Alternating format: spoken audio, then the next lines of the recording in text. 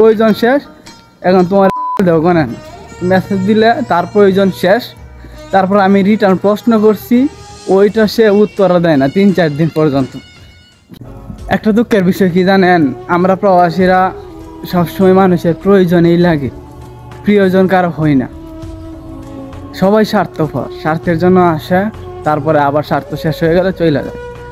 কিছু কিছু মানুষ আছে আপনার মেসেজ দিব বা কল দিব, মেসেজে বেশি হয়, মেসেজ দিলে তার প্রয়োজন শেষ। তারপর আমি রিটার্ন প্রশ্ন করছি, ওই প্রশ্নটা মানে আমি আবার প্রশ্ন করছি সাথে সাথে, তার কাজ শেষ হওয়ার সাথে সাথে তার যে জানার প্রয়োজন সেটা জানার পরে আমি প্রশ্ন করছি যেটা, ওইটা সে উত্তর দেয় না 3-4 দিন পর্যন্ত। কি এবং কি চিনও করে নাই। এই হয়েছে মানে আমরা প্রয়োজনে প্রিয়জন, বুঝছেন? প্রয়োজন শেষ, এখন তোমার দেওয়া না, বুঝছেন?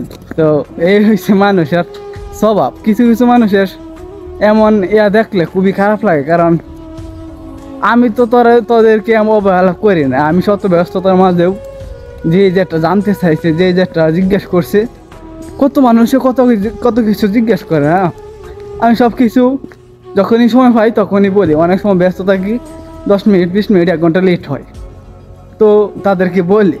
অনেক বেশিরভাগই আমি সাথে সাথে দেওয়ার চেষ্টা করি। কিন্তু কথা হয়েছে, তোর প্রয়োজন শেষ, কিন্তু আমি তোকে প্রশ্ন করছি উল্টা, যে তোর কেমন আছ, তুই কেমন আছস, বাড়ির সবাই কেমন আছে, বা আপনার এমন এমন কি, মানে আমি আবার প্রশ্ন করছি।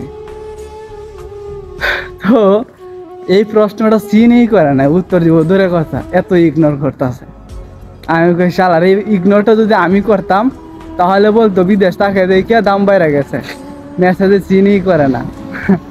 এই হচ্ছে মানুষের স্বভাব, বুঝছেন? মানুষ খুবই মানে আজব প্রাণী, স্বার্থপর, ভীষণ স্বার্থপর, ভীষণ, এক কথাই ভীষণ।